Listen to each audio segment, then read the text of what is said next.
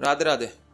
कुशल लोधाना मेरे को बहुत ज़्यादा इंस्पायर करते हैं क्योंकि भाई वो एक ऐसे सीए हैं जो कंटेंट क्रिएशन में शिफ्ट कर चुके हैं और आपको पता है मेरे को भी वही करना है, मैं वही कर रहा हूँ, तो ऑब्वियसली वो मेरे इंस्पिरेशन है। और हाल ही मेरे को पता चला उन्होंने ये बुक लिखी है unlocking unicorn secrets, Ishan Sharma के साथ को ऑथर की है। इसमें वो 20 अलग अलग स्टार्टअप फाउंडर्स के पास गए हैं और उनका इंटरव्यू किया है और उनके जो भी लेसन्स है, उनकी जो भी जर्नी रही है वो इसमें लिख दिया है। तो अगर आप एक स्टार्टअप मतलब एंथुजियास्ट हो या कुछ एंटरप्रेन्योर टाइप बनना चाहते हो तो आपके लिए बुक तो गोल्ड माइन है ही।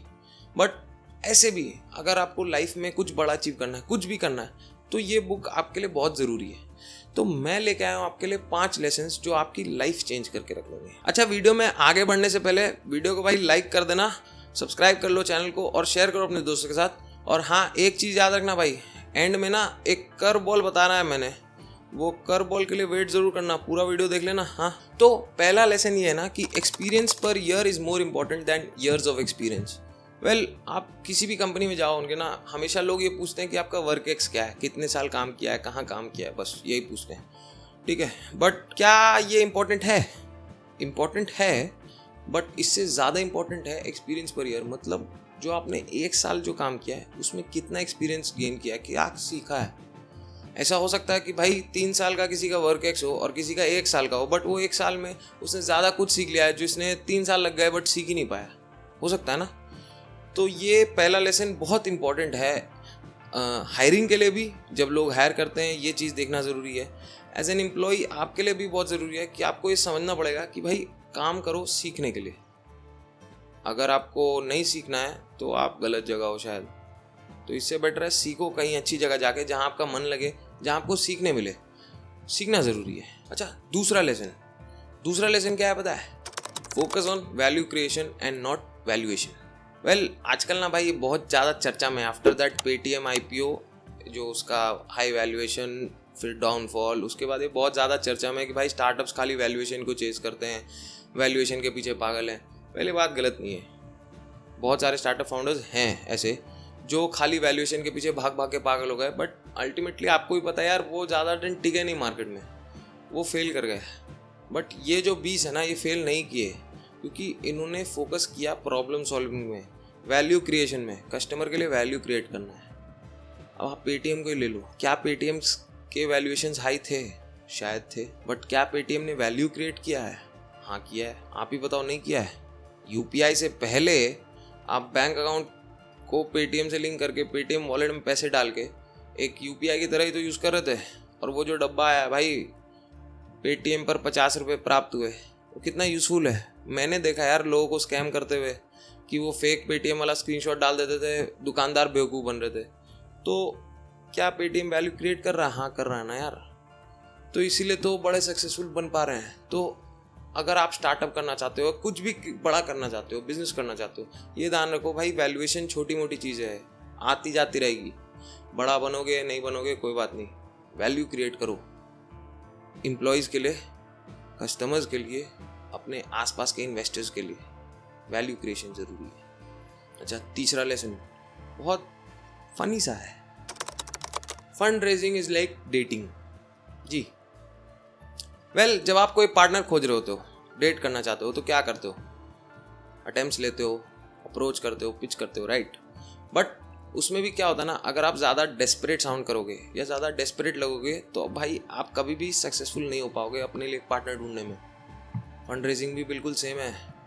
अगर आप VCs और इन्वेस्टर्स के सामने बहुत ज़्यादा डेस्परेट हो जाओगे कि नहीं भाई मेरे को पैसा दे दो, बिना पैसे मेरी कुछ नहीं होगी, तो भाई पैसा नहीं मिलने वाला है।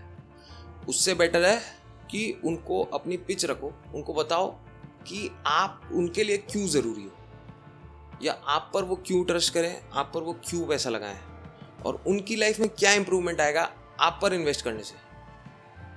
डेटिंग में भी, फंड रेजिंग में भी। अच्छा, चौथा लेसन है एम्प्लॉय रिटेंशन। पॉलिसी बाजार के जो फाउंडर्स हैं उनकी स्टोरी में ये लिखा गया है कि भाई पॉलिसी बाजार के जो एम्प्लॉयज़ हैं ना, वो पॉलिसी बाजार को छोड़ के नहीं जाते। ऐसे बहुत सारे लोग हैं जो इससे पहले तो जॉब स्विच कर रहे थे, बट जब से उन्होंने पॉलिसी बाजार ज्वाइन की है उसके बाद वो छोड़ के गए नहीं हैं। और वो कहते हैं कि उनके पास 100 से ज़्यादा एम्प्लॉयज़ हैं जो 10 या 12 साल से ज़्यादा उस कंपनी में काम कर रहे हैं। भाई आज के दिन में जहाँ लोग 6-6 महीने में कंपनी बदल दे रहे हैं, 10-10, 12-12 साल के एम्प्लॉयज़, मतलब आप समझ रहे हो उस कंपनी की क्या ही पॉलिसी रही होगी। बट ऐसा क्यों है? वेल सिंपल है यार, एक गुड वर्क कल्चर होना, एक ट्रांसपेरेंट वर्क कल्चर होना, एक ऑथेंटिक वर्क कल्चर होना, ये सब चीज़ें जब हो जाती है ना तो एम्प्लॉयज़ को यार वो अपना घर लगने लगता है। अगर आपको वो घर बना पा रहे हो ना तो आपके एम्प्लॉयज़ आपको छोड़ के नहीं जाएंगे। और एम्प्लॉयज़ छोड़ के नहीं जाने से क्या होता है ना, एक कंसिस्टेंसी बनी रहती है आपके थिंकिंग प्रोसेस में, आपके प्लान्स में, आपके एक्शंस में, आपके जो भी पॉलिसीज़ हैं उसमें एक कंसिस्टेंसी बनी रहती है यार। सिंपल सी बात है, क्योंकि वही लोग अगर काम कर रहे हैं ना तो अल्टीमेटली उनका जो गोल देखा हुआ है, उनका जो सपना देखा हुआ है वो एक दिन पूरा कर जाते हैं, फिर आगे नए गोल्स बनाते हैं। और ऑब्वियसली इतने साल काम करने के बाद आपको उन पर ट्रस्ट होता है, प्लस ये टाइम और पैसा भी बचा रहे हैं हायरिंग का। तो सिंपल है यार, एक ऐसी वर्कफोर्स बनाओ, एक ऐसा कल्चर बनाओ अपनी कंपनी में कि आपके एम्प्लॉयज़ आपको छोड़ के नहीं जाए, ठीक है। और 5वां लेसन है ना, when to raise funds. Well बहुत स्टार्टअप फाउंडर्स ना इसलिए फेल हो जाते हैं क्योंकि वो बहुत जल्दी पैसा उठा लेते हैं, या इतना ज़्यादा पैसा उठा लेते हैं कि उनको पता ही नहीं उस पैसे का करना क्या है। तो अगर आपको ये नहीं पता ना कि आपने जो पैसा उठाया है उसको खर्च किधर करना है, तो आप एक बहुत बड़ी समस्या में हो। ऐसा नहीं करना है। जब भी पैसा उठा रहे हो you should have a plan कि हाँ भाई यहाँ पैसे की दरकार है और इतना ही पैसा चाहिए। क्योंकि जब आप पैसा उठाते हो ना अपनी कंपनी को डाइल्यूट करते हो। आपकी कंपनी को आप इतना भी डाइल्यूट मत कर देना कि भाई पता चले आप ही एक माइनर शेयर होल्डर बन के रह गए, माइनॉरिटी बन के रह गए कंपनी में, पता चला आप ही को कंपनी ने निकाल दिया। ऐसा भी नहीं करना है। तो ये जो छोटी छोटी चीज़ें हैं ये आपको ध्यान में रखनी बहुत ज़रूरी है। ये तो हो गई लेसन्स की बात। इस बुक के एंड, हर चैप्टर के एंड में ना एक कर्व बॉल है। कर्व बॉल क्या है बेसिकली? वेल कुछ नहीं, ये जितने ही फाउंडर्स के पास गए ना उनसे एक सवाल पूछते हैं कि अगर वो ईशान और कुशल के जूते में होते तो उनसे वो क्या क्वेश्चन पूछते हैं।